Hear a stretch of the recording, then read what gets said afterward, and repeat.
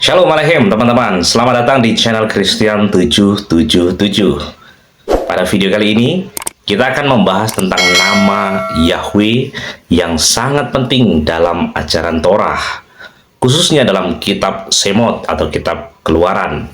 Kita juga akan menyentuh topik menarik mengenai pandangan banyak orang yang menganggap bahwa Torah sudah tidak berlaku lagi. Apakah benar demikian?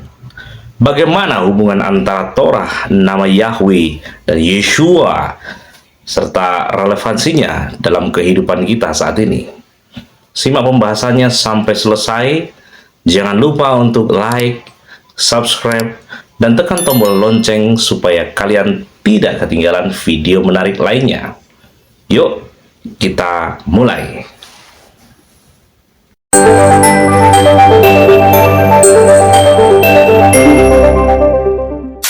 Kita akan masuk di dalam time travel yang ke-42, yaitu kitab Keluaran, dan saya beri judul The Names.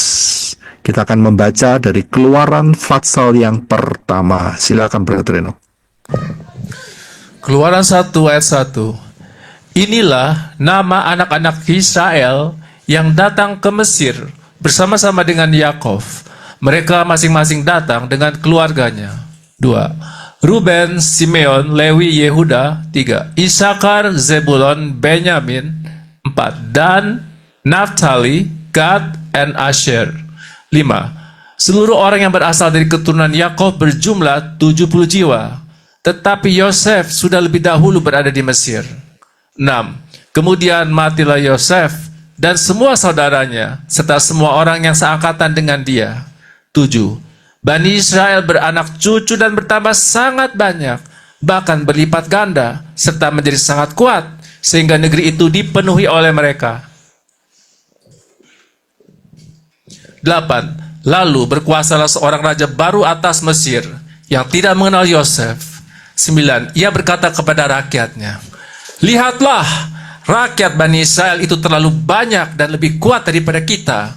10. Marilah kita berlaku bijaksana terhadap mereka, supaya mereka jangan bertambah banyak, sehingga apabila terjadi peperangan, mereka bersekutu dengan musuh kita dan berperang melawan kita, kemudian pergi dari negeri ini. 11. Lalu mereka menempatkan para pengawas budak atasnya untuk menindas mereka dengan kerja paksa. Mereka membangun kota-kota perbekalan bagi Firaun, yaitu Pitom dan Ramses. 12. Namun, semakin mereka tertindas, semakin mereka berlipat ganda dan berkembang, sehingga orang Mesir menjadi ketakutan terhadap orang Israel. 13. Dan orang-orang Mesir memperkerjakan Bani Israel dengan kekerasan. 14. Mereka membuat hidup Bani Israel pahit, yaitu mengerjakan tanah liat dan batu bata, dan dengan semua jenis pekerjaan di ladang. Dalam semua pekerjaan berat mereka, orang Mesir itu memperlakukan mereka dengan kejam.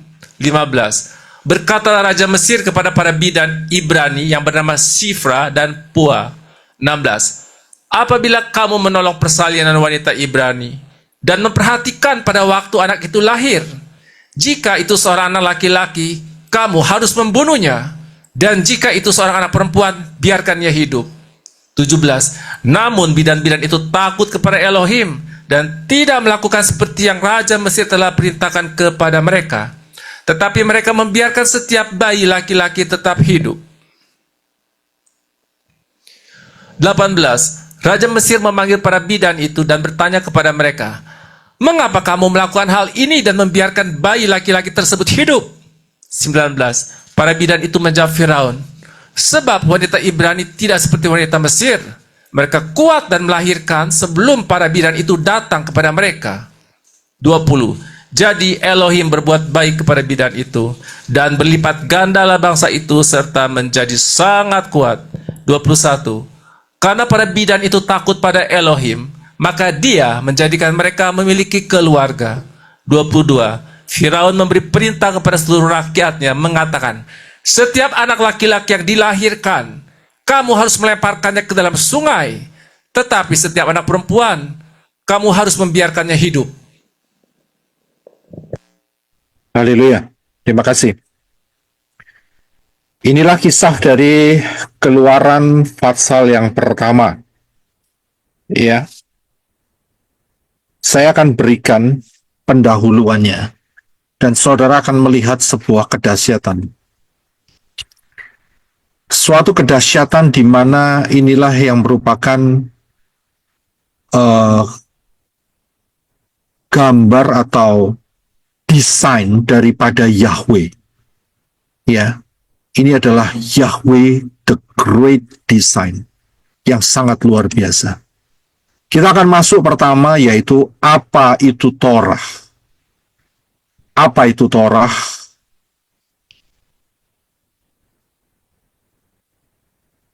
Apa itu Torah?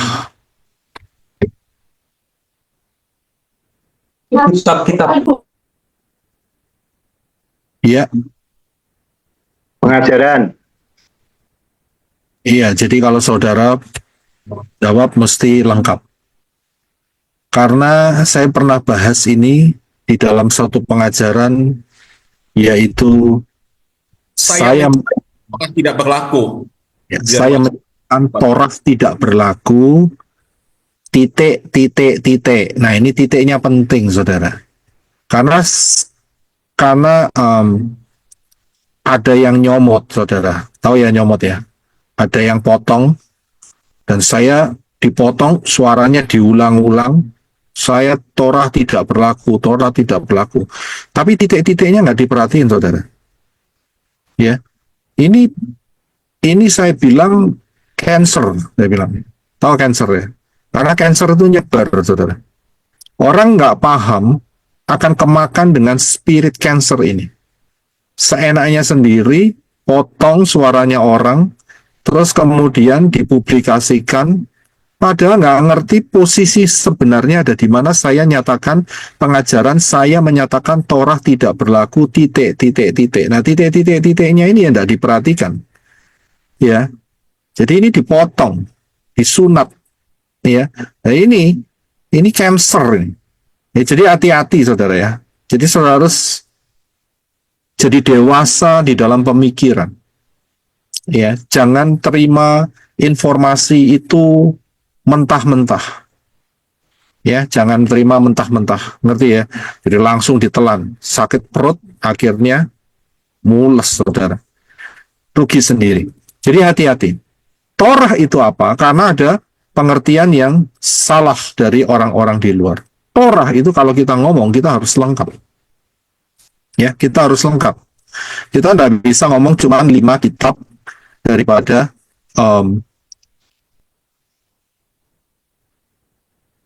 ya, cuma 5 kitab daripada Moshe.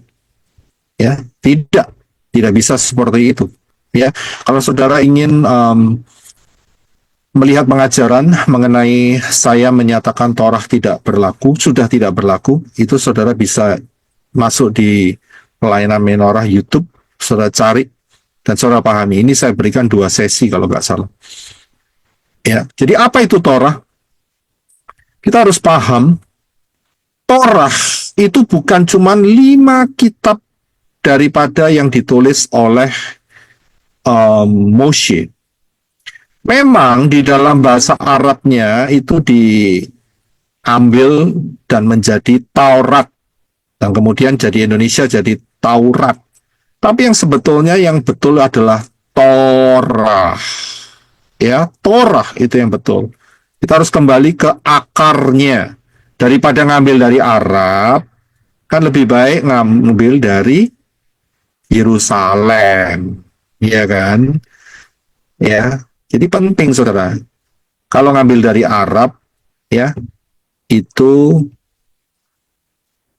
yang terjadi adalah kekeringan. Betul? Tapi kalau saudara ngambil dari Yerusalem, saudara tahu Yerusalem itu adalah dulu tempatnya tamannya Elohim Yahweh, yaitu Taman Eden. Jadi, ya, mau pilih mana? Mau ambil kekayaan daripada tamannya Elohim Yahweh atau tempat yang kering? Nah, ini saja. Tidak usah bingung-bingung. Kalau mau ke yang kering, ya monggo saja, itu pilihan saudara sebagai manusia. Ya silahkan ambil yang di daerah kering, ya. Tapi ya saudara risiko sendiri, mati kehausan dan kelaparan. Kalau saya mau ambil yang dari Yerusalem. Karena di sana ada pohon kehidupan, di sana subur, di sana ada tangan Elohim Yahweh, dan di sana pula dijaga oleh kerubim. Nah ini dia saudara ya, kerubim menjaga. Kalau di tanah Arab nggak ada yang jaga, ya, yang jaga itu 3 huruf. Awalnya J, tahu ya? Huruf, 3 huruf. Yang jaga adalah Jin. ya. Ini bukan celana jin, ya. Bukan celana jin. Jadi saudara kalau pakai celana jeans, ya jaket jin itu berarti saudara bukan terkoneksi dengan jin. Ya. Pahami di situ ya. Jadi saudara harus dewasa. Jeans, ya. Itu yang saudara pakai sebagai celana dan jaket. Ya, jadi saudara harus paham di situ. Nah, saya nggak mau berhubungan dengan jin, tetapi saya mau terkoneksi dengan taman Elohim Yahweh yang dijaga oleh kerub dan di sana ada pohon kehidupan. Ya, haleluya. Nah, jadi untuk menjawab Torah, saudara harus ngerti Torah itu bukan hanya bukan hanya 5 kitab yang ditulis oleh Moshe, tetapi kita juga harus memperhatikan isinya. Ya. Jadi kalau jawab itu lengkap. Apa itu Torah? Ya Torah adalah 5 kitab yang ditulis oleh Moshe dan juga isi-isinya. Begitu saudara. Jadi lengkap. Apa isinya? Isinya pengajaran, sejarah, peraturan, larangan, tata ibadah, perayaan, nubuatan, ada semua isinya di sana, saudara. Ya, jadi kita harus betul-betul paham, ya, untuk menjawab apa itu Torah. Ya, karena apa? Kalau tidak diberikan secara lengkap, maka gampang didebat. Ya, dengan orang-orang yang tegar tengkuk itu, saudara, yang di luar. Taurat tidak berlaku, guys, didebat. Ya kan? Kenapa kok bahas Taurat? Ya, Taurat tidak berlaku. Kalau saudara mendengar seperti itu, kasih tahu. Kalau begitu, misalnya dia seorang pendeta, pengajar, dosen, atau penginjil, atau apa saja, ketua komsel, apa saja yang menyatakan Taurat tidak berlaku, kasih tahu. Dia memang mereka kenalnya Taurat ya. Kasih tahu sama mereka, kalau khotbah jangan ngomong soal Moshe. Jadi kamu harus buang Moshe. Jangan ngomong soal Adam, jangan ngomong soal Ishak, ya. Jangan ngomong soal Yakov, jangan ngomong soal Israel, jangan ngomong mengenai tabut perjanjian, tiang awan, tiang api, Misraim, ya, yang menindas Israel, jangan ngomong. Karena kamu sudah menyatakan Taurat tidak berlaku. Berarti saudara-saudara itu menyatakan 5 kitab Moshe itu tidak berlaku. Jadi kalau ngomong jangan pencela-pencele. Itu bahasa Timur Tengah. Entah sebelah mana, mau timur mau tengah, saya nggak tahu. Tapi jangan pencela-pencele.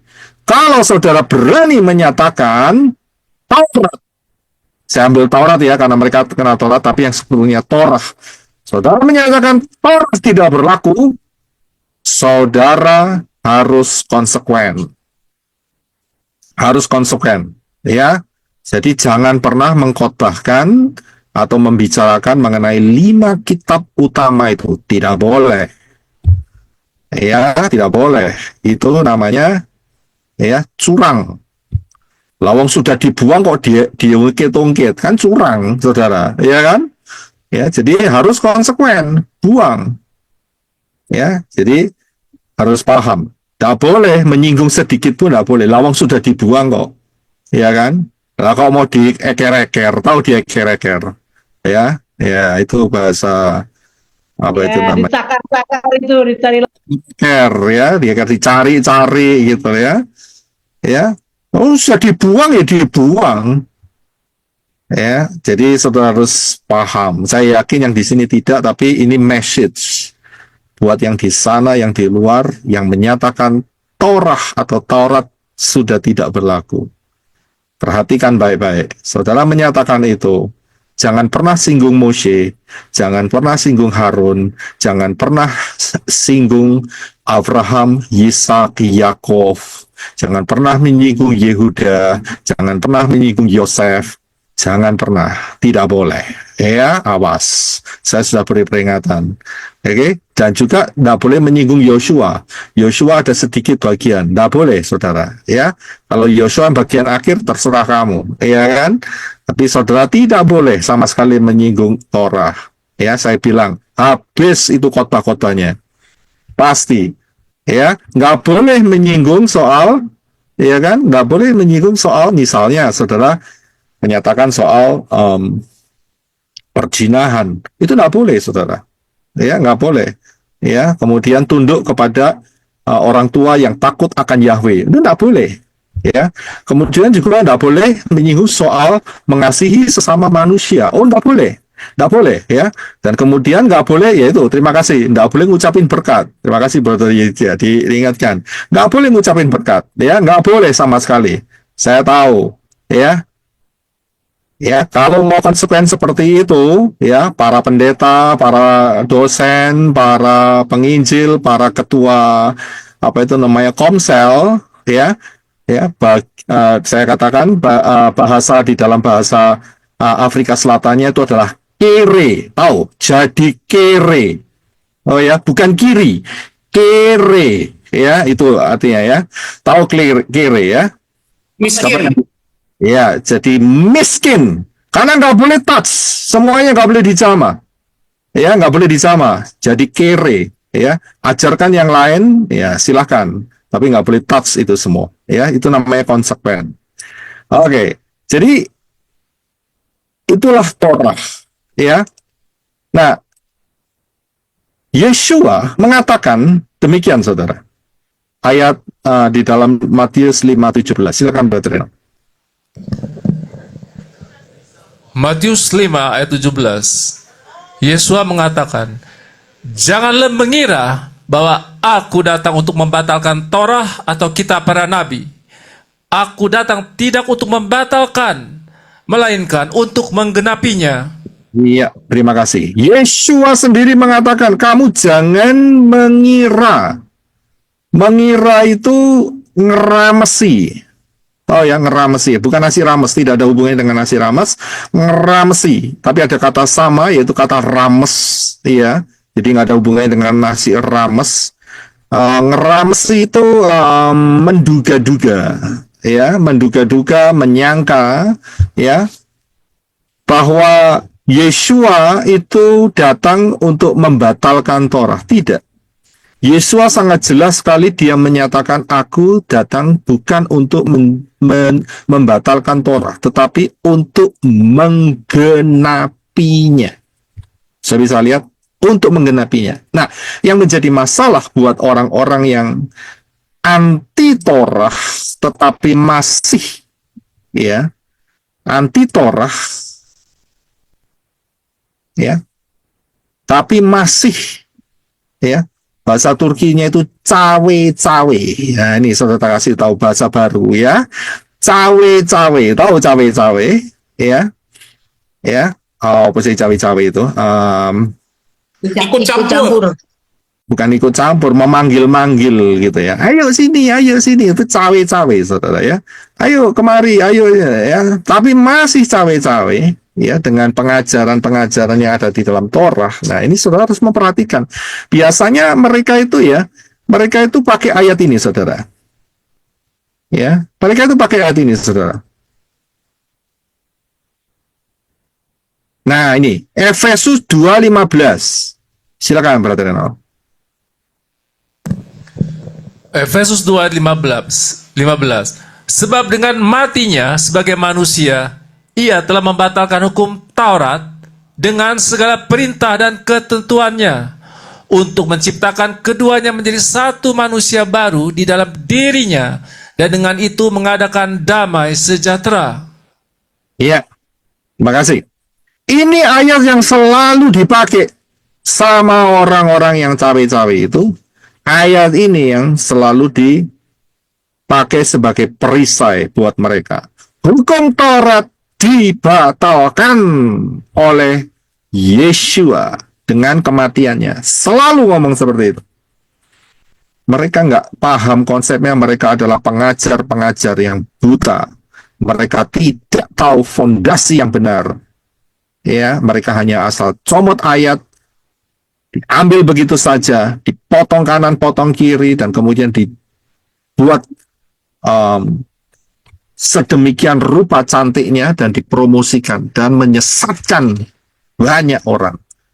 Ya, Yeshua sudah menyatakan dia tidak pernah membatalkan Torah, tetapi dia menggenapinya.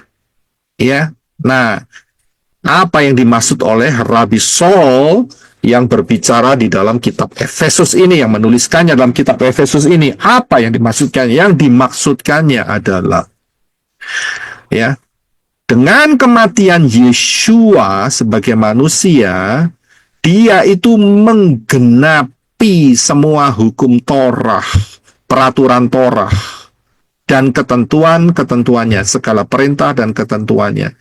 Dia menggenapi, ya.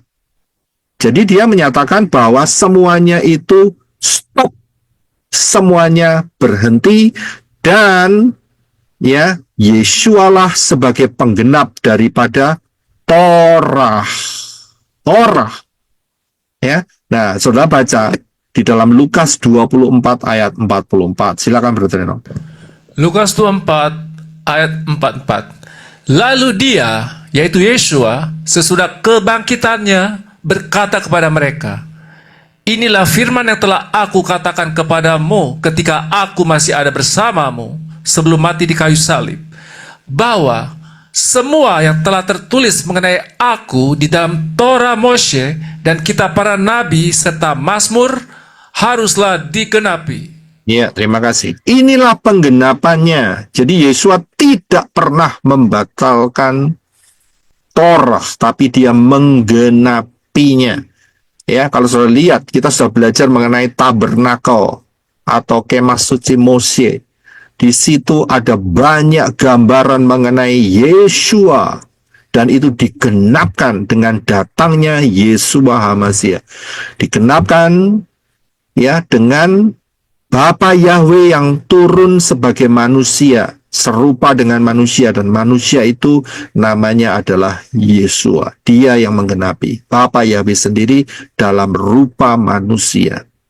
Ya, persis seperti yang tertulis dalam kitab Lukas, yaitu lalu Yeshua sesudah kebangkitannya nih ya, berkata kepada mereka, inilah firman yang telah aku katakan kepadamu ketika aku masih ada bersamamu, maksudnya sebelum mati di kayu salib, bahwa semua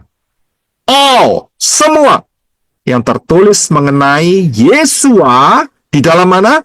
Di dalam Torah Moshe. Jadi ada tertulis mengenai Yeshua dalam Torah Moshe dan kitab para nabi serta Mazmur. Inilah namanya Tanak, Torah, Nevi'im, Ketuvim. Haruslah digenapi. Harus digenapi. Jadi dengan datangnya Yeshua HaMashiach, dia menggenapi semuanya.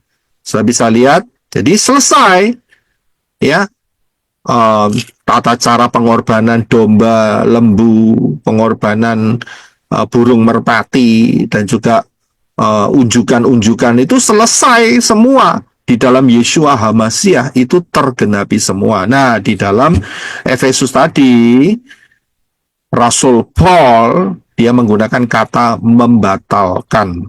Sudah bisa lihat, jadi jangan bingung dengan dua kata ini, ya. Jadi Yeshua HaMashiach tidak pernah membatalkan Torah, tapi dia menggenapinya, ya. Luar biasa.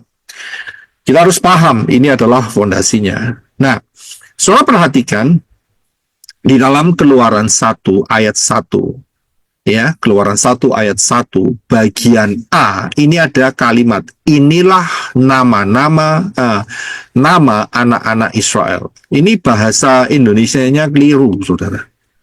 Ya, kalau saudara pakai bahasa Inggris, maka saudara akan melihat kata names. Jadi nama-nama, jadi jamak, bukan cuma satu nama. Ya, bukan satu nama. Jadi names of the children of Israel, the children of Israel, names, ya. Jadi inilah nama-nama, ya, anak-anak Israel, ya. Jadi ini bukan cuma satu kata nama begitu saja, karena ini ada pengaruh yang besar, saudara. Ya, nanti saudara akan bisa melihat. Ya, nanti saudara akan bisa melihat. Nah, kitab Keluaran, ya, saudara tidak akan pernah ketemu, ya, bahasa Ibrani-nya Keluaran, enggak. Bahasa Inggrisnya adalah Exodus, keluar, Exodus, exit, keluar, ya. Bahasa Ibrani-nya dia enggak pakai kata keluar, enggak. Tetapi dia menggunakan judul, yaitu, saya yakin saudara sudah tahu, yaitu Shemot. Ya, Shemot. Jangan keliru, bukan Cemot. Beda. Ya, Cemot dan Shemot itu beda. Tahu ya Cemot ya? Ngerti? Bapak bahasa Indonesia ini apa Cemot? Kalau saudara makan terlalu enak, ya toh, wis makan es krim terutama, wis es krimnya itu sampai di hidung, di mata, di jidat. Nah, itu namanya cemot, super cemot kalau sampai di jidat, keterlaluan, saudara. Ya, ya, wah, es krimnya itu wis di mana-mana, wah, itu namanya cemot. Ini shemot, kita harus tahu. Shemot itu kata dasarnya adalah Shem. Ya. Jadi Shemot itu kata dasarnya adalah Shem. Ya, sudah paham ya?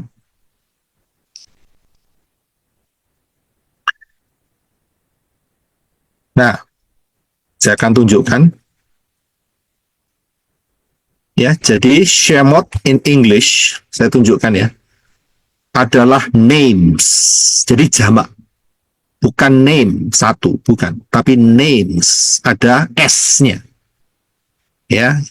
Jadi jamak. Kalau diterjemahkan dalam bahasa Indonesia adalah nama-nama. Jadi lebih dari satu. Nah, pertanyaannya adalah, mengapa kok judulnya itu enggak Shem, tapi Shemot? Kalau diterjemahkan menjadi nama-nama. Saya sangat yakin kalau yang di Indonesia itu niru yang Inggris. Yang Inggris mengatakan Exodus, jadi Indonesianya jadi Keluaran. Tapi sebetulnya bukan. Ya, jadi kalau kita bisa melihat, ya, kitab kedua dari Moshe itu adalah nama-nama. Itu yang betul. Ya, nama-nama, bukan Keluaran. Ya, Keluaran itu karena nyeleneh. Ya, tahu saya nyeleneh ya. Tersesat. Ya. Ya, tersesat. Karena ikut-ikutan yang Inggris. Exodus. Tapi sebetulnya adalah nama-nama. Kitab ini bernama nama-nama. Gitu, saudara. Nah, kita akan lihat yang pertama. Ya, yang pertama. Yang pertama itu ada rahasianya di dalam Keluaran atau Shemot, ya, nama-nama, ya, kitab nama-nama, Fatsal 3 ayat 13 sampai 15. Ini yang pertama. Silakan Brother Reno. Keluaran 3 ayat 13. Moshe berkata kepada Elohim, sesungguhnya aku akan datang kepada Bani Israel dan berkata kepada mereka, Elohim leluhurmu telah mengutus aku kepadamu, dan mereka bertanya kepadaku, Siapakah namanya? Apakah yang harus kukatakan kepada mereka? 14. Berfirmanlah Elohim kepada Moshe, Aku adalah aku. Lalu dia berfirman, Engkau akan mengatakan hal ini kepada Bani Israel. Aku telah mengutus aku kepadamu. 15. Elohim berfirman lagi kepada Moshe, Katakan demikian kepada Bani Israel, Yahweh, Elohim leluhurmu, Elohim Abraham, Ishak dan Yakov telah mengutus aku kepadamu. Itulah namaku untuk selama-lamanya, dan seperti itulah aku diingat di semua generasi turun-temurun. Ya, terima kasih. Nanti ya, kalau kita sudah di Shemot atau kitab nama-nama, pasal 3, ayat 14, nanti tak jelasin, pasal 3 ya. Nanti tak jelasin mengenai aku adalah I am. Ya, nanti. Nah, tapi kita akan lihat di ayat 15, ayat 13 terlebih dahulu. Moshe tanya sama Elohim, ya, kalau Bani Israel yang sedang saat itu tersiksa atau diperbudak oleh orang-orang Mesir, Misraim, dia tanya, siapa namanya yang ngutus kamu? Itu siapa? Elohim itu siapa namanya? Ya, kamu harus jawab, namaku adalah, itu ada di dalam ayat 15. Demikianlah kepada Bani Israel kamu katakan Yahweh, ya, Yahweh, Elohim leluhurmu, Elohim atas sesembahan Abraham, Ishak dan Yakov telah mengutus aku padamu. Itulah namaku, ya, itulah namaku dan ya, dan untuk selama-lamanya, dan itulah aku diingat di semua generasi turun-temurun. Jadi berapa generasi turun-temurun? Sampai kapan? Ya sampai kiamat. Ya. Apa yang diingat? Namanya, nama Sang Pencipta, yaitu Yahweh. Ya. Jadi ini nama. Ada orang yang mengatakan, ya, pastor di sini, saudara, di California, saudara. Ya, daerah LA sini, dia mengatakan bahwa Tuhan itu tidak punya nama. Bayangin, saudara. Anaknya lahir dikasih nama, anjingnya lahir, punya anjing dikasih nama, punya kucing dikasih nama, punya apa itu namanya, punya piaraan yang lain, burung atau punya apa itu namanya kelinci atau apa, dikasih nama semua. Nah, tapi ini orang kurang ajar sekali yang nyatakan bahwa Tuhan itu tidak punya nama. Waduh, mengerikan sekali. Ya. Dan saya harus katakan, orang ini titelnya PhD. Tahu PhD? Ya. Itu titelnya bergengsi banget, saudara. Tapi menyatakan Tuhan tidak punya nama. Mengerikan. Ya, mengerikan. Jadi bersyukur saudara dan saya bisa kenal nama Sang Pencipta yang menciptakan saudara dan saya, namanya adalah Yahweh. Ya, itu bersyukur sekali. Sama orang pinter, tidak bisa terbuka. Saudara dan saya tidak usah sampai PhD. Bahkan tidak lulus SD, tidak lulus SMP, tidak lulus SMA, tidak lulus kuliah, ya, tidak lulus S1, lulus S2 misalnya, tidak tahu, terserah saudara. Tapi dapat anugerah, bisa ngerti bedanya nama dan jabatan. Ya, bisa ngerti. Saudara tidak percaya, tanya sama yang pinter-pinter. Haleluya itu artinya apa? Tidak ngomong puji Tuhan. Lah keliru tuh ya. Ya kan? Keliru kan? Nah, boleh ngomong puji Tuhan. Haleluya itu puji Tuhan. Ya. Haleluya Elohim itu puji Tuhan. Tapi kalau haleluya itu adalah terpujilah Yahweh. Ya, Yahweh. Tapi begitu ketemu nama Yahweh yang diambil jabatannya. Gitu loh. Itu ngawur, saudara. Ya kan? Ngawur bisa, ya. Jadi pahami di situ. Bersyukurlah saudara dapat memahami di sini. Nah, saudara perhatikan di dalam penulisan Yahweh itu ada 4 huruf. Ini penting. Harus 4. Bacanya dari kanan. Yod, He, Waw, He. Jadi bacanya Yahweh. Bukan Yehova, ya, bukan Yahuwah, bukan apa, bukan Yahova atau apapun, bukan. Salah semua itu. Yang betul adalah Yahweh. Ya, jadi ini penting sekali. Nah, kalau saya perhatikan, kata Yahweh ini, nama sesembahan yang saudara dan saya sembah, pencipta langit dan bumi, itu merefer kepada satu kisah, yaitu lihat tangan, lihat paku, atau lihat paku, lihat tangan. Ya, lihat tangan, lihat paku. Nah, kalau kita sudah bisa melihat hal ini, maka tidak sulit untuk menebak, ya, ada makna di balik piktograf Yod, He, Waw, He. Lihat tangan, lihat paku. Nah, kita sudah bakal tahu, ya, arahnya kemana. Yahweh ini cerita mengenai apa. Nah, inilah kekayaan daripada piktograf. Ini saya nggak bahas soal gematria, tambah lama lagi ceritanya. Ya, nah, kita lihat yang kedua. Yang kedua, yaitu the names atau nama-nama. Jamak. Ingat ya, bukan cuma 1, tapi 2, saudara. Nama-nama. Ya, ini yang kedua. Ini sebetulnya Bapak Yahweh itu cinta banget tuh sama orang Israel. Ya, sebetulnya mereka kan lebih ngerti dari kita nih.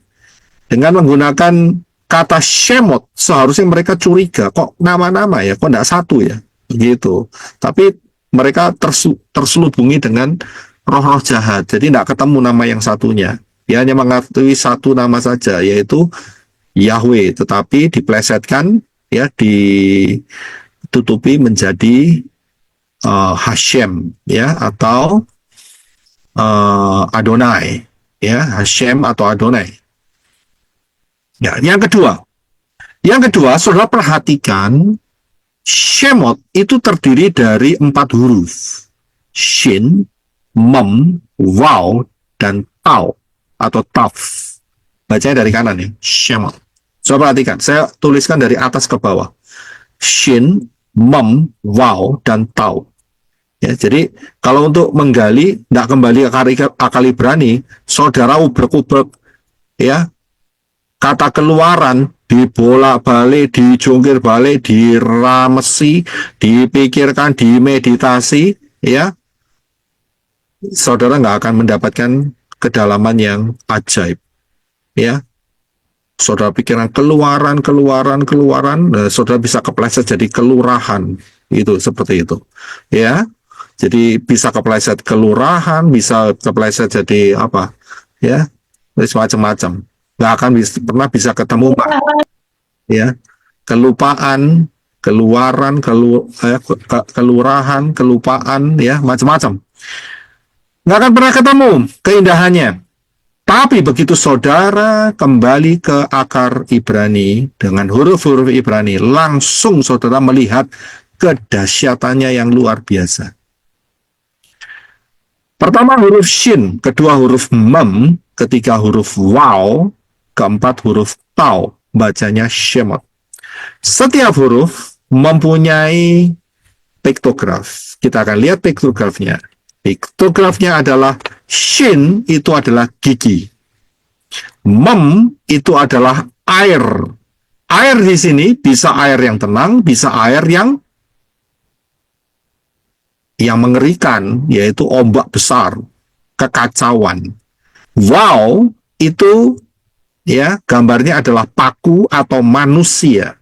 Dan kemudian Tau itu adalah perjanjian atau 2 ranting yang bersilang.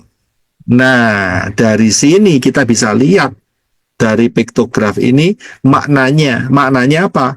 Shin itu menghancurkan, gigi itu menghancurkan. Kalau saudara makan, itu harus dihancurkan supaya nutrisi makanan itu terserap dengan baik dalam tubuh saudara. Harus dimakan, dihancurkan dengan gigi. Kemudian Mem adalah air kekacauan. Wow adalah manusia yang dipaku. Tau yaitu perjanjian atau disalib. Jadi maknanya Keluaran, kalau Indonesia nggak dapat apa-apa, tapi dalam Shemot ini bisa dibaca, saudara, dengan piktograf, yaitu manusia dipaku di kayu salib untuk menghancurkan kekacauan. Saya bisa lihat, ada manusia yang dipaku di kayu salib untuk menghancurkan kekacauan. Siapakah nama manusia itu? Nah ini, kembali lagi. Kalau begitu, siapa nama manusia itu? Yang dipaku di kayu salib untuk menghancurkan kekacauan. Yang bikin kacau siapa? Bikin kacau itu setan, dosa, itu bikin kacau. Siapa nama manusia itu? Tidak lain adalah, ini dia, saudara, yaitu di dalam Yohanes 19 ayat 19 dan 20. Silakan brethren. Yohanes 19 ayat 19. Dan Pilatus menyuruh memasang juga tulisan di atas kayu salib itu. Bunyinya, Yeshua, orang Nazaret, Raja orang Yahudi. 20. Banyak orang Yahudi yang membaca tulisan itu. Sebab tempat di mana Yeshua disalibkan letaknya dekat kota, dan kata-kata itu tertulis dalam bahasa Ibrani, bahasa Latin, dan bahasa Yunani. Iya, terima kasih. Saya bisa lihat yang digantung ini orang Ibrani. Jadi namanya pasti nama Ibrani. Nggak mungkin jadi nama Yunani yang belakangnya Us. Nggak mungkin. Ya, jadi namanya adalah Yesua. Nah, di sana ada tertulis yang ditulis sama Pilatus, ya, yang berbunyi sebuah prasasti yang menyatakan mengapa orang Ibrani ini disalib. Dia harus kasih tahu alasan, nggak sembarangan, saudara. Asal salib orang tanpa alasan, nggak bisa seperti itu. Ya, harus ada alasan yang jelas. Alasannya apa? Alasannya ternyata tertulis, yaitu Yeshua ha-Notsri wa Melech ha-Yehudim. Nah, lihat huruf depannya semua, tapi dari kanan ke kiri. Ingat, orang Ibrani bacanya dari kanan ke kiri. Ya, Yeshua ha-Notsri wa Melech ha-Yehudim. Y-H-W-H Yod-He-Waw-He. Nah, dari sini ketahuan namanya siapa? Yahweh, itu nama kode yang tersembunyi, dan nama daripada yang mati yang disalibkan itu adalah Yeshua. Jadi bukan Yesus, Jesus, bukan. Salah itu, saya sudah jelaskan. Yeshua versus Jesus atau Yesus, pilih mana? Coba saudara cari penjelasannya itu di pelayanan Menora. Ya, jadi namanya adalah Yahweh di dalam Yeshua. Ya, nama yang mati adalah Yeshua. Ya. Jadi ini penting sekali, saudara. Ya, sangat-sangat penting sekali. Nah, dari sini kita bisa mendapatkan luar biasa. Ya, luar biasa. Yahweh itu punya piktograf, lihat tangan, lihat paku. Peristiwanya sama dengan Yeshua. Yod Shin Waw Ayin, mata yang melihat, ya, tangan yang dihancurkan dengan paku, itu Yod Shin Waw Ayin, Yeshua. Nah, Yahweh adalah Yeshua dalam tubuh manusiawi. Jadi Yahweh adalah nama, Yeshua juga nama. Karena itu kitab ini dikasih judul, ya, dikasih title, yaitu names, nama-nama atau Shemot.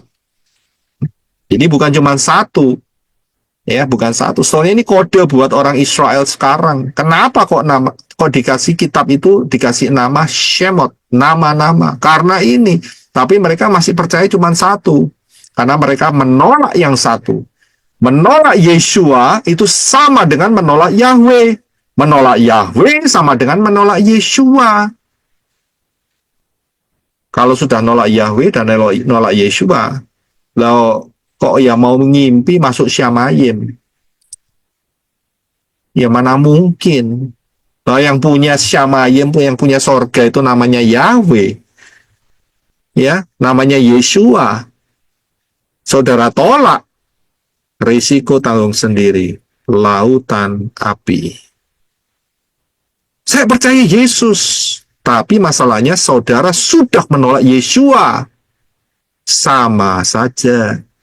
Bahasa Timur Tengahnya sami mawon. Ya, sami mawon, sama saja. Karena saudara sudah dikasih tahu nama yang benar adalah Yeshua, dan saudara tetap menolak dia, berarti saudara juga menolak Yahweh, menolak pencipta langit dan bumi, menolak Syamayim. Jadi tidak ada keselamatan kekal di dalam Yesus. Jelas. Tidak ada. Yang ada di dalam Yeshua. Puji Bapak Yahweh, kalau saudara tertusuk hatinya sekarang, itu berarti saudara masih punya, apa namanya? Kalau saudara masih bisa tertusuk dengan kalimat saya hari ini, berarti saudara masih punya perasaan. Ya, masih punya perasaan. Nah, ambil sisi positifnya. Saudara, perasaan saudara sakit karena mendengar suatu pernyataan dari Joseph Roy yang menyatakan bahwa kalau saudara sudah dikasih tahu nama yang benar adalah Yeshua, dan saudara tetap mempertahankan Yesus, sekali Yesus tetap Yesus, Jesus, Yesus atau apapun, Yesu atau apapun, ya, dan saya nyatakan tidak ada keselamatan dalam hidup saudara, karena saudara sudah dikasih tahu. Ingat, poinnya adalah saudara sudah dikasih tahu. Beda saudara kalau belum dikasih tahu. Nah, saudara sekarang nggak bisa milih. Wah, saya belum dikasih tahu. Saudara sudah dengar. Nah, hari ini saudara sudah dengar, ya. Jadi mau tidak mau saudara sudah mendengar. Namanya Yeshua. Jadi kalau saudara tidak ngambil langkah untuk beriman kepada Yeshua, binasa. Saya nyatakan binasa kamu. Ya, kecuali saudara tidak mendengar. Ya, jadi kalau saudara tidak dengar, ya mungkin saudara ada di pedalaman, ya, di pedalaman hutan yang rimba, ya, dulu ada penginjil pakai nama Yesus, yaitu anugerah. Di primitif, Pak, di pedalaman. Ya, jadi Kan ada HP, Pak, Android. ya nggak ada HP, nggak ada itu, ya, nggak ada apa namanya, nggak ada Apple. Buah Apple ada, tapi Apple nggak ada. Ya, Apple yang ada screen-nya, ya, apa itu namanya, screen-nya itu udah ada, nggak ada laptop. Ya, di sana saudara primitif, ya kan? Nah, siapa tahu itu pun masih bisa diselamatkan. Saya bisa lihat, ya, jadi saudara jauh dari peradaban, pakaiannya koteka, ya, saudara ngerti sendiri. Ya, saya nggak perlu jelaskan di sini. Ya, itu pakaian saudara. Ya, kalau saudara pakai itu, siapa tahu saudara terselamatkan. Tapi mohon maaf, kalau saudara sekarang, oh Pak, saya mau jadi primitif, pakai koteka, ya bisa diselamatkan. Well, saya bilang, saudara tetap sia-sia, terlambat, karena saudara sudah dengar nama Yeshua, dan saudara menolak sekali Yesus tetap Yesus. Nikmatilah perjalanan hidup saudara setelah ini. Ya, nikmatilah, saya bilang. Ya, jadi saudara nggak bisa beralih, ya, nggak bisa beralih, ya, nggak bisa menuduh. Loh itu, Pak, kok bisa diselamatkan, Pak? Ya kan? Ya, ya, well, mereka dapat jatahnya begitu dari Bapak Yahweh, ya sudah, biarin saja. Tapi buat saudara tidak. Ya, jadi saudara paham, ya. Oke, haleluya. Ya, jadi inilah kode yang sangat ajaib, kode yang sangat luar biasa dari kitab yang bernama nama-nama, Shemot. Ya, luar biasa. Nah, jadi saudara perhatikan, nama yang pertama adalah Yahweh, nama yang kedua adalah Yeshua. Saya pernah ajarkan ini di dalam Rahasia Mulut Ajaib. Ya, siapa yang belum dapat silahkan mampir ya untuk melihat pengajaran Rahasia Mulut Ajaib. Ini dahsyat sekali, saudara. Dan saudara akan memahami dengan jelas, dengan detail, dengan sangat luar biasa. Ya, yang berikutnya, saudara perhatikan yang ini. Di dalam session yang ke-6, time travel, ya, judulnya Dunia Sebelum Air Bah, Kejadian pasal 5, saya mengajarkan mengenai genealogi, ya, genealogi itu adalah silsilah.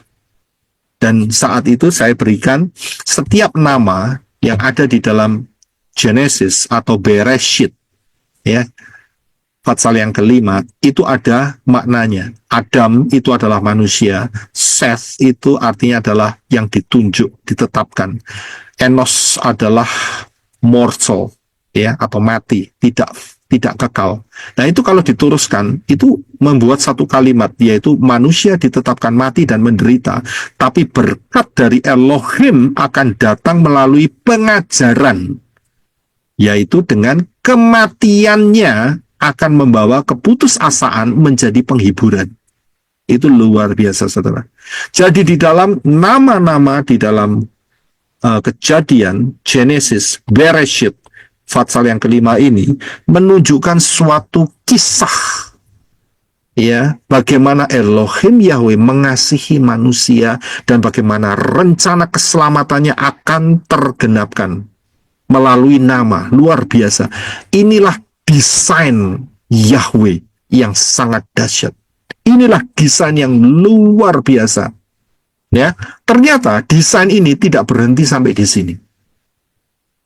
Tidak berhenti sampai di sini desain ini. Kalau kita lihat, Torah itu ada 5 kitab, ya.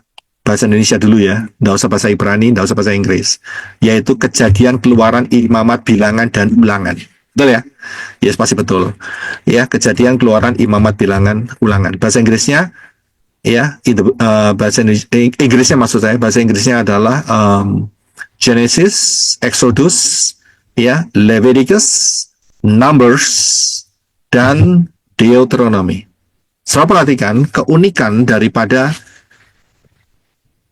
kekayaan dan keunikan daripada akar Ibrani, ya, di dalam penulisan 5 kitab pertama ini itu diambil dari kata pertama yang ada di dalam tiap kitab.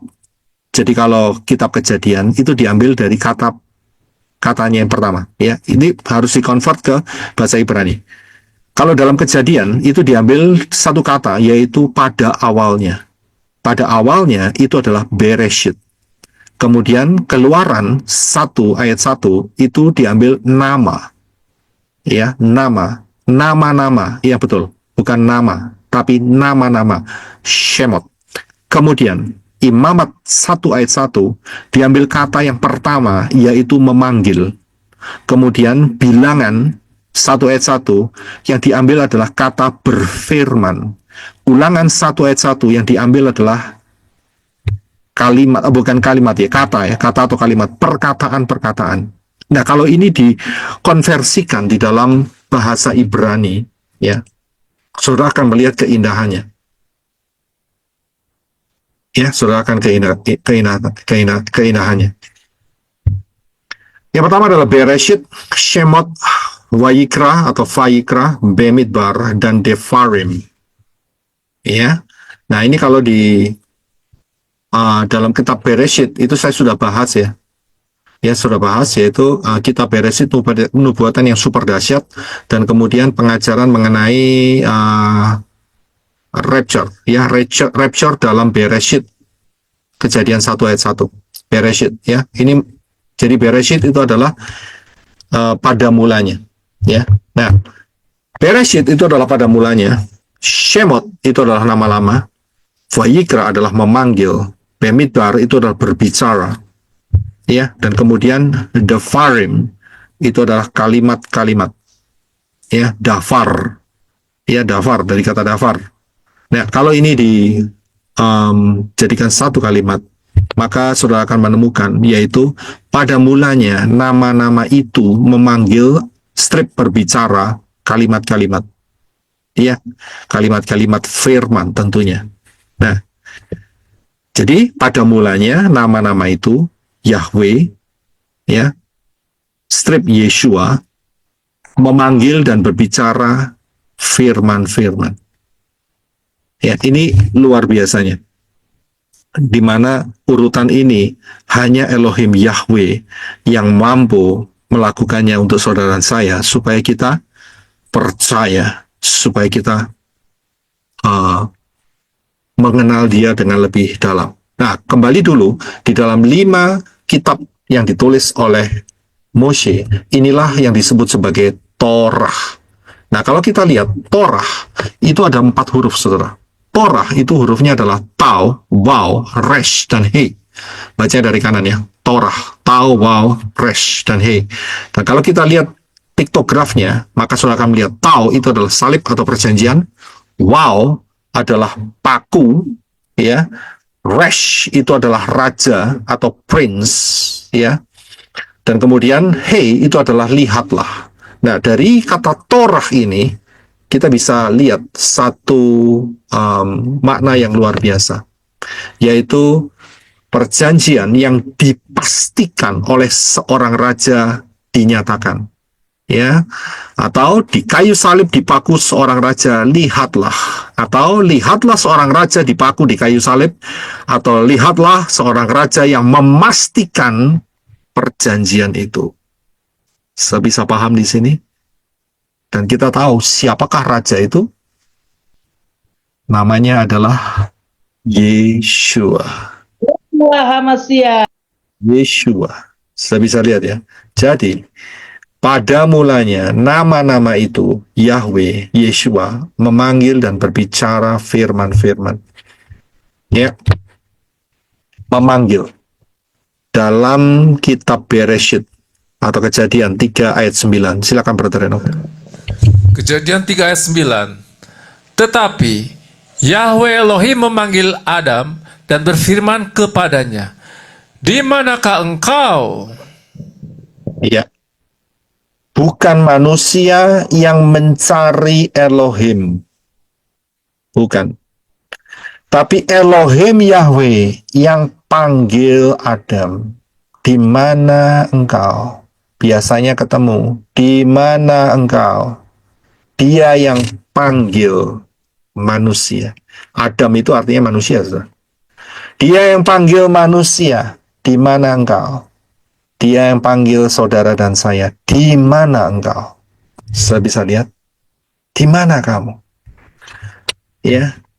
Dia panggil. Di mana kamu?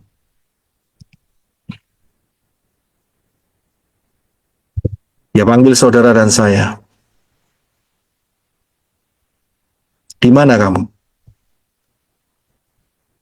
Nah, saat iya jelas memang secara pribadi, oh pasti. Nggak secara pribadi ya datang sekampung lah, nggak mungkin. Dia kan pasti datang secara pribadi karena ada ayatnya. Di mana kamu? Ya, di mana? Adam itu manusia, bukan satu kebetulan. Dan dia nggak tanya Hawa, di mana kamu Hawa? Tidak, Adam yang dicari. Di mana kamu? Ya, biasanya ketemu, bersekutu dengan indah, tetapi hari itu ada sesuatu yang berbeda. Adam bersembunyi. Dia tidak memanggil, mencari Elohim. Dia tidak berlutut. Dia tidak berteriak. Dia tidak tersungkur. Tidak. Dia tidak bangun mezbah.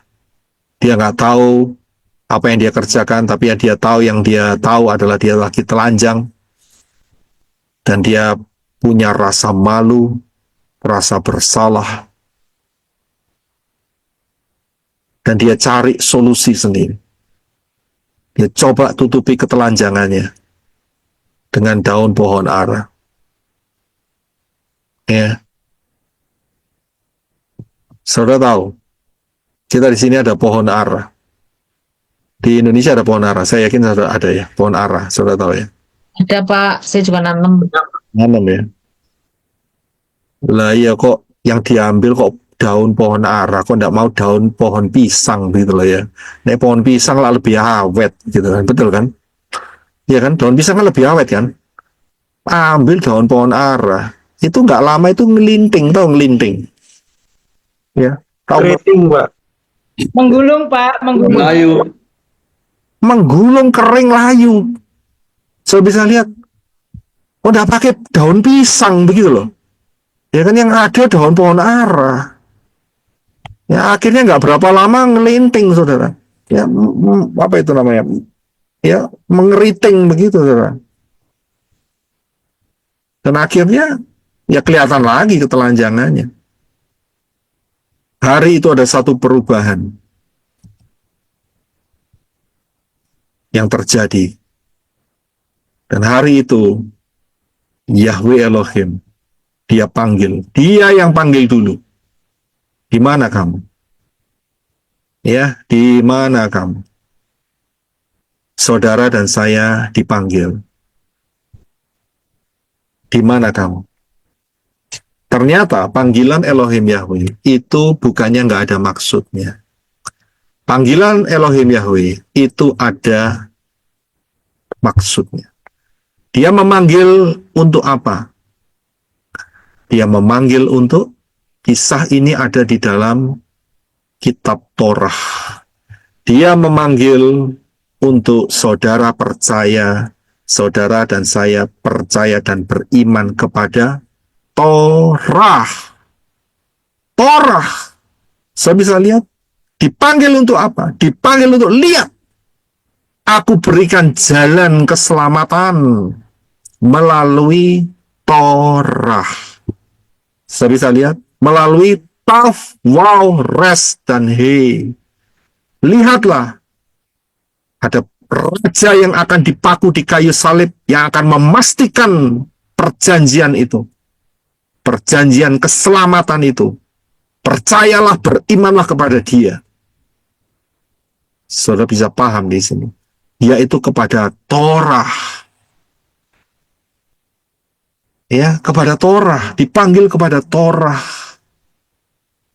Ajaib sekali. Ya, ajaib sekali. Saudara dipanggil bukan diajari yang lain, tidak. Tapi diajari Torah. Karena di situ ada perjanjian. Di situ ada kasih Elohim Yahweh. Ya, di situ ada segala-galanya. Elohim Yahweh tahu kamu terhilang. Tapi aku beri jalan. Ya, beri jalan untuk dapat perjanjian yang kekal itu.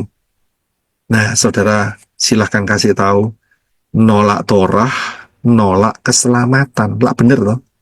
Betul kan? Nolak Torah berarti menolak raja yang dipaku di kayu salib. Lihatlah raja dipaku di kayu salib. Jadi, nolak Torah, nolak semua kitab dalam kitab suci. Betul sekali. Saudara bisa lihat. Nolak Torah, nolak semua. Jadi pernyataannya yang mencuplik, yang memotong kalimat saya nyatakan Torah tidak berlaku.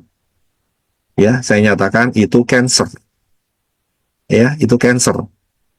Ngawur, sangat-sangat ngawur dan menyesatkan. Perhatikan pengajarannya. Saya tidak menolak Torah. Ini anugerah yang luar biasa yang Elohim Yahweh yang berikan kepada saudara dan saya. Di dalam Shemot itu saja. Itu sudah menceritakan hal yang dalam, apalagi Torah dan juga 5 kitab itu. Sangat luar biasa sekali. Mana mungkin kita bisa lari dari Torah? Tidak bisa. Tidak bisa. Segalanya, dasarnya, fondasinya ada di Torah. Jadi jangan pernah sekali-sekali mulut saudara menyatakan Taurat tidak berlaku. Hati-hati. Itu nanti kena yang namanya satu senjata miliknya orang Australia, suku aborigin. Mungkin yaitu bumerang. Saudara lempar, ya kan? Akhirnya dia berputar-putar dan kemudian ya dia akan kembali ya dan akan memukul kepala saudara sendiri. Mati. Senjata makan Tuhan, Pak. Makan Tuhan, Pak. Ya. Ya, senjata makan tuan. Itu istilah kerennya. Saudara bisa lihat.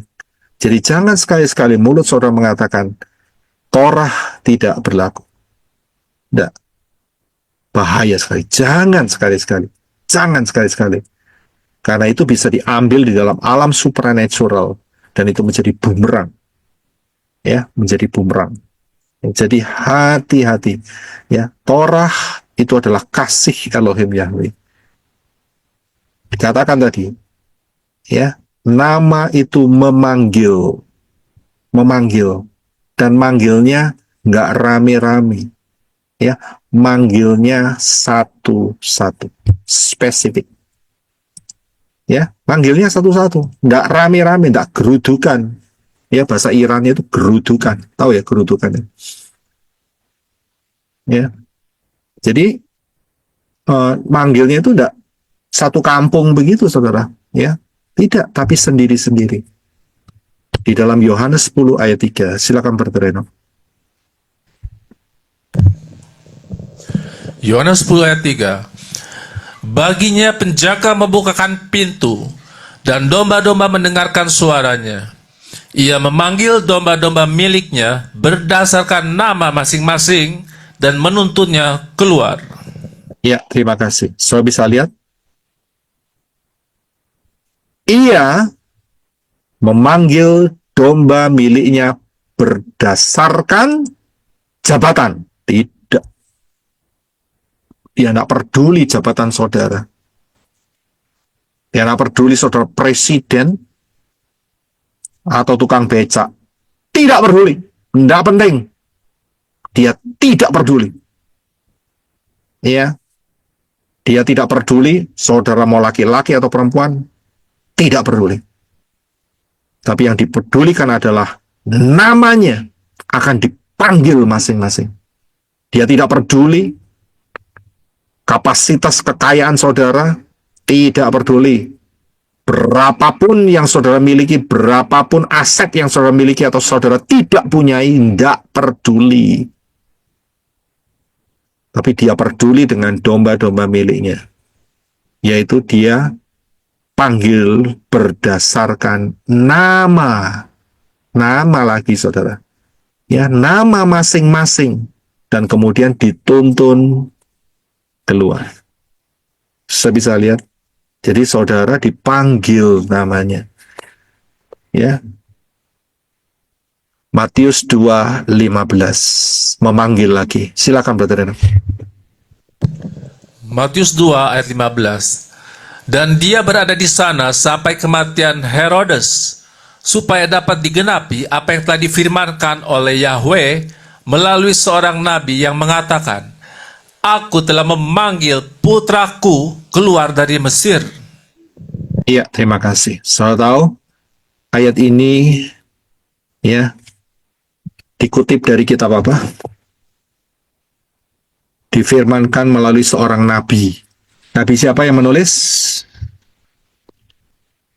Yaitu Nabi Hosea. Hosea 11 ayat 1. Ingatnya gampang, 111. Ya, tinggal jangan salah taruh titik duanya. Hosea 11 ayat 1. Silakan Brother. Hosea 11 ayat 1. Pada waktu Israel masih kanak-kanak, aku mengasihinya, dan aku memanggil anakku keluar dari Mesir. Ya, terima kasih. Saudara perhatikan.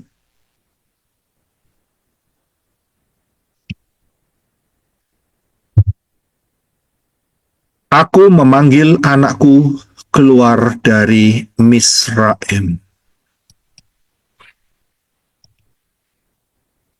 Apakah ini hanya berlaku untuk Yesua? Ternyata tidak. Aku memanggil anakku, Brisco Rusli, dari Amin. saya bisa lihat, aku memanggil anakku Budiarti dari Misraim. Aku memanggil anakku, saudara sebutin nama sendiri-sendiri. Saudara buka kamera semua, saya kelabaan, tidak selesai-selesai, saudara. Ya, Yosef Roy dari Mesir. Loh Pak, saya nggak pernah ke Mesir, Pak. Saya kasih tahu, Mesir itu adalah gambar daripada dunia ini. Saya bisa lihat.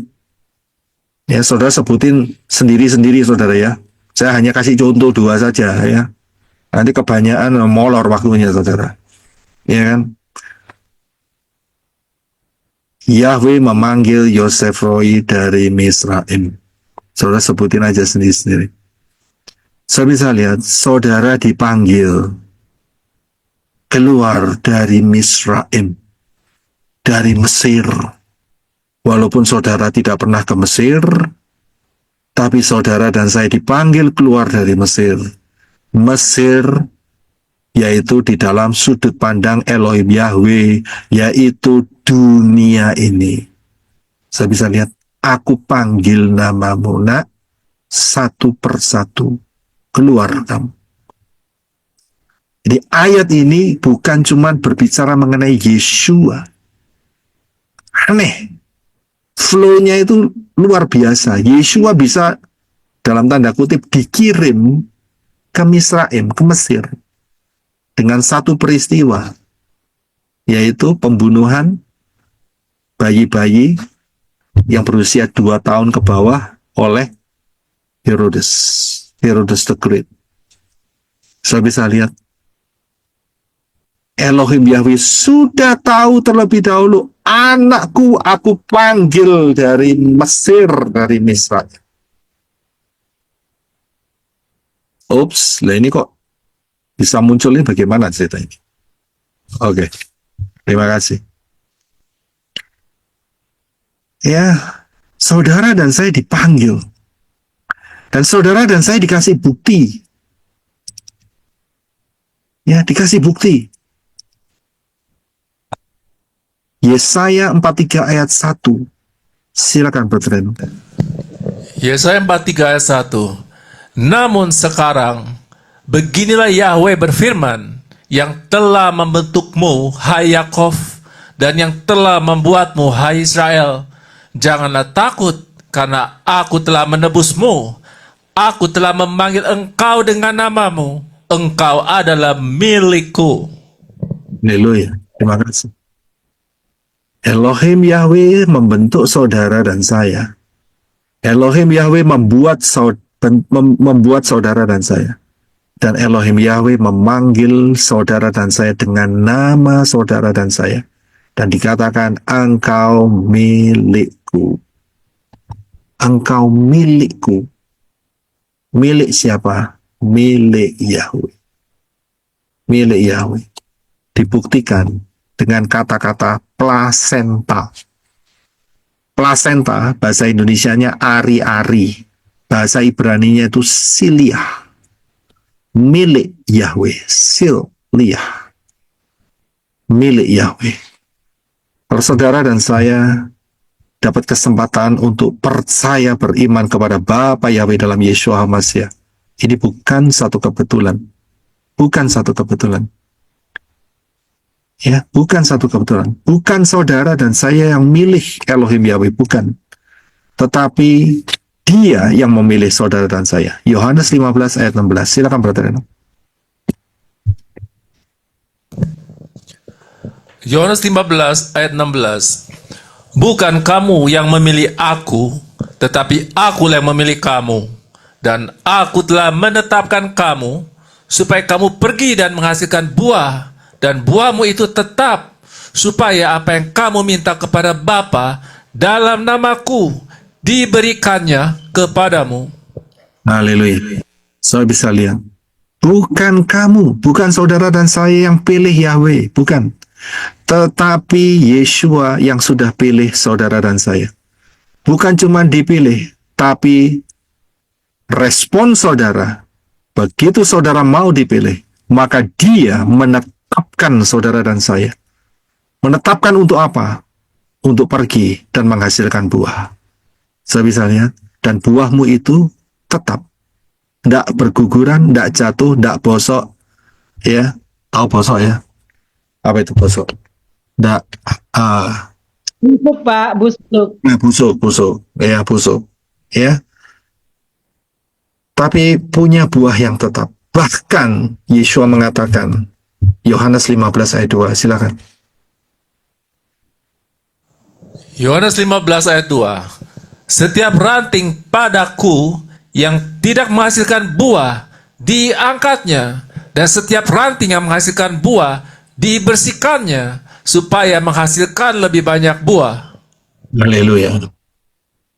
Setiap ranting padaku yang tidak menghasilkan buah akan dipotong. Akan di-remove.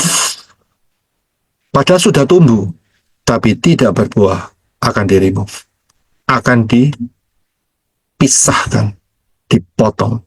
Tapi yang menghasilkan buah akan terus dibersihkan. Supaya apa? Supaya lebih banyak berbuah. Saudara mau berbuah banyak? Saya yakin jawabannya cuma satu. Oh yes, saya mau. Tapi begitu saudara dikasih teguran, enak saja negor-negor. Lu nggak tahu siapa saya ya? Negor-negor sembarangan. Belum tahu siapa saya. Nah, sudah. Kalau sudah muncul kalimat seperti itu, hati-hati. Jangan sampai dipotong. Karena tidak mau dibersihkan. Misalnya, Yeshua mengatakan, lebih gampang. Ya, lebih gampang. Lihat gajah di mata orang. Saya bisa lihat daripada lihat semut di depan mata sendiri. Betul? Salah. Lebih gampang lihat semut di mata orang daripada lihat gajah di muka saudara gak kelihatan, saudara. Waduh, saudara ini terhipnotis ini bagaimana sih? Ya kan? Ya keliru, saudara. Saudara terhipnotis. Lebih gampang semut daripada gajah nutupin di depan nggak kelihatan gitu loh. Udah nutup kelihatan tapi masih bisa lihat tuh ya ada semut di matamu itu. Di depan ketutupan gajah loh. Gendutnya kayak gitu, gedenya kayak gitu, besar seperti itu. Suaranya sama-sama Pak terpotong-potong. Iya. Karena penuh urapan. Terima kasih Brisko. Ya. Enggak kelihatan. Ketutupan gajah. Tapi selumbar di mata orang, di depannya orang ini kelihatan nih. Sifat manusia. Saya bisa lihat. Sifat manusia. Dikasih tahu, depan itu ada gajah. Enggak kelihatan itu. Enggak kelihatan kesalahannya diri sendiri. Hati-hati, saudara. Hati-hati. Ini barusan Ibu ada Safang kasih ayat bagus sekali dari Amsal. Orang yang nggak mau dikasih teguran, itu sama dengan jawabannya? Binatang liar. Orang bodoh. Saudara yang bisa jawab dengan tepat berarti saudara dengarkan apa yang dikatakan Ibu ada Safang dalam renungan tiap hari. Ya, itu ada. Ya, itu ada di Amsal. Saudara bisa jawab, itu ada di Amsal 12. Ya. Nek enggak dengerin ya enggak berarti enggak jawab. Enggak bisa jawab. Saudara bisa lihat diibaratkan sebagai orang yang full bodoh. Diibaratkan sebagai orang bahkan ekstrim sekali dengan menggunakan kata binatang liar. Binatang liar. Saya bisa lihat. Saya yakin sampai hari ini nggak ada orang yang menunggangi zebra. Ya ada, cuman rata-rata nggak ada. Zebra itu mirip sama kuda, tapi zebra itu liar. Ya, zebra itu liar, mirip kayak kuda, cuman beda kulit aja gitu. Tapi kuda itu bisa diatur, ya bisa dididik. Tapi zebra itu nggak bisa, liar. Orang yang nggak bisa dididik, orang yang nggak bisa ditegur, orang yang tidak bisa dikasih tahu, ada gajah di depanmu, ada kerbau di depanmu, ada singa di depanmu. Oh enggak apa-apa. Akhirnya mati sendiri. Keinjak gajah, ketanduk kerbau, dimakan singa. Saya bisa lihat. Ya. Dan memang saya harus mengakui. Untuk bisa dikasih tahu butuh kerendahan hati. Saya harus akui. Sulitnya setengah mati. Memang benar. Kalau dididik dari kecil sudah dengan spirit kesombongan, ya, wah itu lebih parah, sulit sekali. Tapi kalau dari pertama sudah dididik dengan benar, baik dan benar, menurut Dafar Elohim, itu akan lebih mudah. Saya bisa lihat, akan lebih mudah. Pahami baik-baik di sini.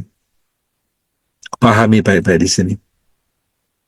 Ya, bahwa Elohim Yahweh bukan cuma ingin panggil saudara dan saya, tetapi mau ditetapkan. Saudara mau ditetapkan tidak?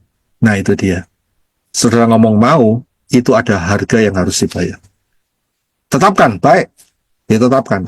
Yesus akan berkata, aku tetapkan kamu untuk berbuah. Untuk pergi dan berbuah. Untuk berbuah, berarti harus ditumbuhkan. Nggak ujuk-ujuk. Tahu ujuk-ujuk, bahasa Korea Utara. Nggak ujuk-ujuk. Ya, nggak tiba-tiba. Baru ditanam hari ini, besok sudah berbuah. Wah itu bahaya, saudara. Itu buah namanya buah plastik. Betul kan? Lalu baru ditanam hari ini, besok tumbuh buah, ya buah apa sekarang? Ya jelas buah gadungan, ya.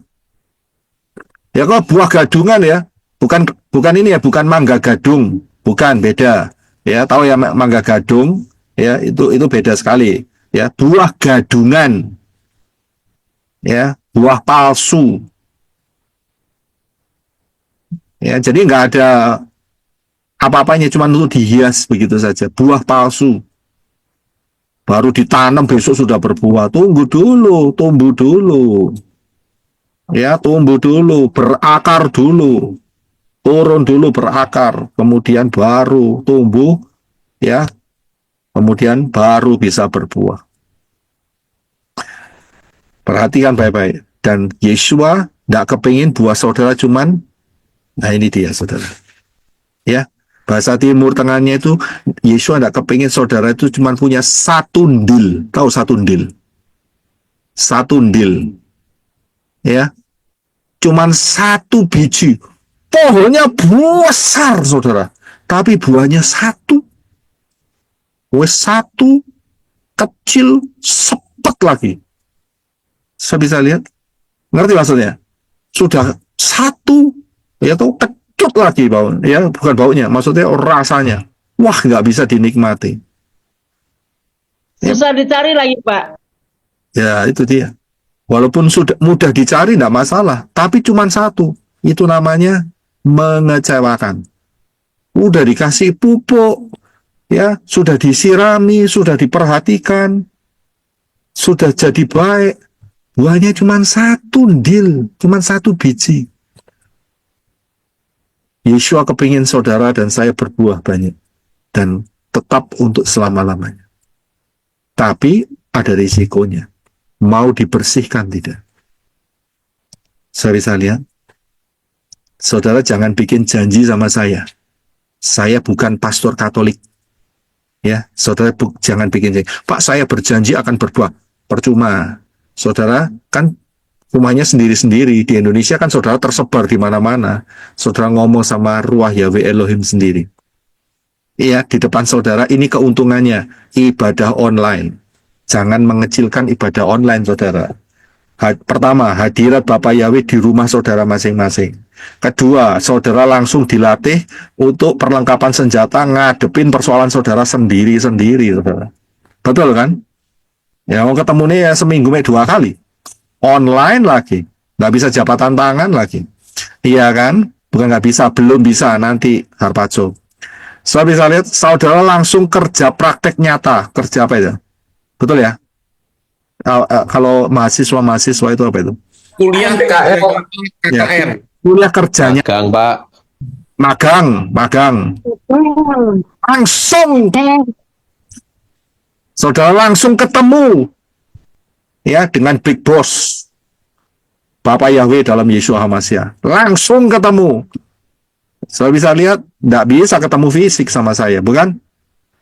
Ya, paling-paling chat WA, Telegram. Ya kan? Jadi langsung magang. Ketemu langsung. Iman saudara langsung ditumbuhkan. Saudara bisa lihat di sini. Ini keuntungan besar, saudara. Dan saya kasih tahu. Ini menyelamatkan saudara. Saudara bisa lihat, menyelamatkan saudara. Pakai ibadah online ini. Saudara nggak bisa pamer satu sama lain. Nggak bisa. Nggak bisa lihat, aku punya gelang baru loh, keroncong. Nggak bisa, saudara. Betul kan?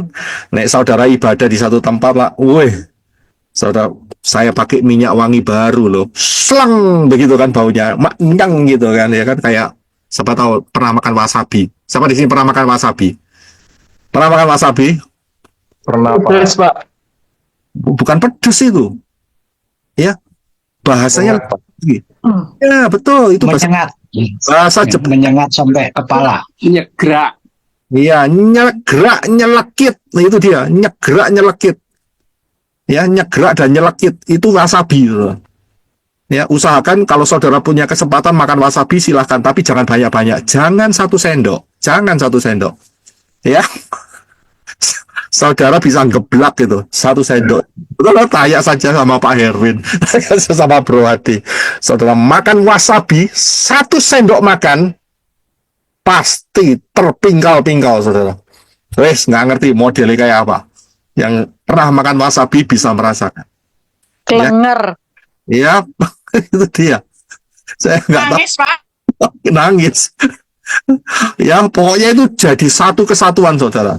Ya, jadi satu kesatuan. Itu dia. Jadi, saudara bisa lihat cara Elohim Yahweh mengasihi saudara dan saya. Dia mau saudara bertumbuh, berakar, bertumbuh, berbuah, dan buahnya bukan cuma 1.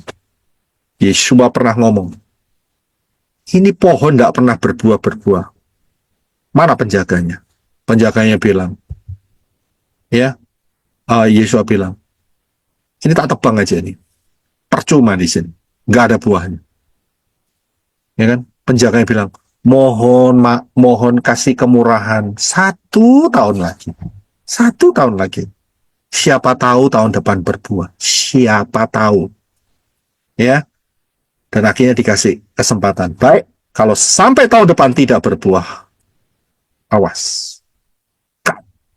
Potong. Nggak main-main loh, saudara. Dengan pengajarannya Yeshua. Nggak berbuah. Diskualifikasi. Ini bahaya. Banyak yang meremehkan ya perumpamaan mengenai hamba. Ingat, ada hamba yang bijaksana dan setia. Tapi juga ada hamba tapi bodoh. Ada dua-duanya. Ada juga 5 gadis yang bijaksana dan ada 5 gadis yang bodoh. Jadi ada. Kita harus perhatikan apa yang dikatakan oleh Yeshua. Amen. Ya, tapi puji Bapa Yahweh, saudara dan saya sudah terpanggil, terpilih, ditetapkan, saudara dan saya berbuah dan buahnya semakin lebat untuk selama-lamanya, kekal untuk selama-lamanya. Yang terakhir, saya perhatikan, kapan ya Torah, yaitu yang diwakili oleh Tau, Wau, Resh, dan He, seorang raja. Lihatlah seorang raja yang akan dipaku di kayu salib. Kapan hal ini terjadi? Jawabannya saudara sudah tahu. Di dalam pengajaran Bereshit yang super dahsyat. Ya, pengajaran Bereshit yang super dahsyat. Di situ jawabannya, yaitu kapan terjadi? Tidak lain adalah 4.000 tahun. Karena ada huruf Yod dan Taf. Ini saudara harus lihat pengajaran Bereshit yang super dahsyat. Baru saudara akan dapat ini. Saya hanya mencuplik bagian kecilnya saja. Kata Bereshit itu adalah Bethres, Aleph, Shin, Yod, dan Taf. Di situ ada Yod dan Taf. Yod itu 10 angka gematrianya, Taf adalah 400, dan itu dikalikan menjadi 4.000, yaitu 4.000 tahun setelah kejatuhan Adam dan Hawa. Torah yang diwakili oleh 4 huruf tadi terlaksana, yaitu seorang raja. Lihatlah seorang raja yang dipaku di kayu salib. Kalau kita bisa lihat hal ini, maka kita bisa menentukan berdasarkan pimpinan Ruah Yahweh Elohim, kalau 4.000 tahun sejak kejatuhan Adam dan Hawa dan Yeshua mengatakan 2 hari lagi aku datang, hitungan dewek. Saudara bisa ngitung sendiri, kematiannya kapan? 30 Masehi. 2 hari, berarti sama dengan 1 hari 1.000 tahun, maka ditambah 2.000, maka kita temukan 2030 adalah kedatangan Yeshua HaMashiach, menjejakkan kakinya di mana? Bukit Zaitun. Betul. Ya, dan Bukit Zaitun itu terbelah. Harus dibelah.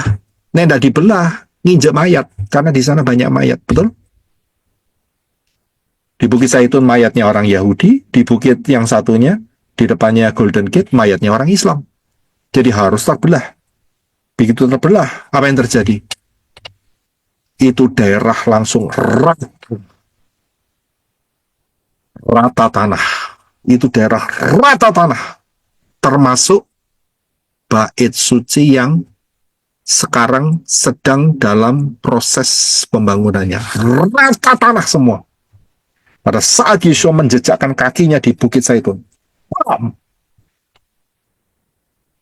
itu terjadi lembah yang lebar. Rata tanah termasuk Western Wall. Rata tanah. Loh, kalau rata tanah, kemudian gimana ceritanya? Kalau sudah rata tanah, apa yang terjadi setelahnya? Apa yang terjadi setelahnya? Kalau sudah rata tanah saat kedatangan Yeshua?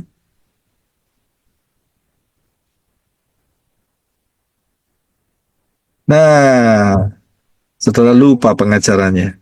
Setelah rata tanah saat Yeshua datang, ya, maka 10 hari kemudian terjadi peristiwa Yom Kippur. Untuk siapa? Pendamaian untuk orang-orang Israel. Dan setelah itu apa yang terjadi? 5 hari kemudian masuklah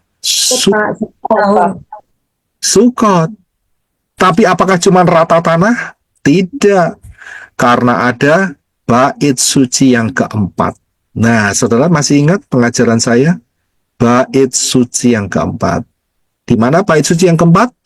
Di dalam Yehezkiel pasal yang ke-40 sampai yang terakhir.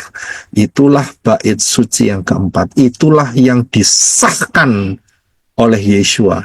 Kembali lagi angka 4. Dalet, pintu keselamatan. Saudara bisa lihat kedahsyatan yang Elohim Yahweh berikan buat saudara dan saya. Enggak percaya, rugi besar. Saya bisa lihat spirit saudara 0 podul. Nah, is nol podul. Nah, itu dia. Ya, enggak percaya, nol podul. Ya, sudah nol podul sisan. Ya, enggak ngerti bahasa Indonesia apa, saudara terjemahkan sendiri pakai Google Translation. Jadi bisa lihat di sana, Yeshua akan masuk di bait suci yang keempat, akan memerintah di bait suci yang keempat, yaitu bait suci dengan platform Yehezkiel 40 sampai habis. Kitab Yehezkiel. Itu platformnya ada di sana. Dahsyat sekali. Saya bisa lihat rencana Elohim Yahweh yang luar biasa. Ya, yang sangat luar biasa. Saudara dipanggil. Ya, saudara dipanggil oleh Elohim Yahweh dengan nama, dan saudara ditetapkan. Dahsyat sekali untuk masa depan saudara dan saya. Tapi ingat, sebelum peristiwa itu terjadi, saudara harus kalkulasi, ngitung. Karena saudara dan saya, buat saya sih ya, untuk saudara saya nggak tahu, saya serahkan kepada individu masing-masing. Saudara mau menunggu kedatangan Yeshua HaMasyiah dengan menjejakkan kakinya di Bukit Zaitun, monggo saja, silahkan saja. Tapi buat saya akan menantikan 3,5 tahun sebelumnya, yaitu Harpazo. Itu yang saya nantikan. Saya tidak menantikan kedatangan Yeshua HaMasyiah dengan menjejakkan kakinya di Bukit Zaitun. Saya tidak menantikan, tetapi saya akan ikut berserta dengan Yeshua HaMasyiah turun saat perang Armageddon. Saya bisa lihat, saya akan ikut Yeshua, di belakangnya Yeshua. Ya, bersama-sama dengan Yeshua memerintah di dalam kerajaan 1000 tahun. Dahsyat sekali. Karena itu siapa yang belum masuk dalam keselamatan yang benar, yaitu dari bangsa Israel, maksudnya adalah dari bangsa Yehudi, maksudnya ya adalah Yeshua, Yotsin Waw Ayin, segera masuk. Para siapa berseru kepada nama Yahweh akan diselamatkan. Jangan keras hati, segera ambil baptisan. Ya, segera ambil baptisan di dalam nama Yahweh, nama Yeshua HaMasyiah dan Ruah Yahweh Elohim. Belajarlah Tanak dan Brit Kadasa, perjanjian baru dengan pola Ibrani, dengan sudut pandang yang benar. Berjalanlah penuh dan dipimpin oleh Ruah Yahweh Elohim. Nantikanlah tidak lama lagi Harpazo. Bapa Yahweh dalam Yeshua HaMasyiah memberkati saudara sekalian. Haleluya. Shalom. Terima kasih sudah menonton video ini sampai selesai. Kiranya pembahasan tentang nama Yahweh, Yeshua HaMasyiah, dan kitab Shemot, dan pandangan mengenai Torah yang dianggap tidak berlaku bisa memberikan wawasan baru dan memperdalam pemahaman kita. Jangan lupa untuk like, subscribe, dan aktifkan tombol lonceng notifikasi agar kalian tidak ketinggalan video-video bermanfaat lainnya. Tinggalkan komentar di bawah jika ada pertanyaan atau topik yang ingin kita bahas di video berikutnya. Sampai jumpa di video selanjutnya, dan shalom, tetap semangat dalam belajar. Baruch Yahweh, Beshem Adonai Yeshua HaMasyiah. Bapak Yahweh memberkati. Shalom.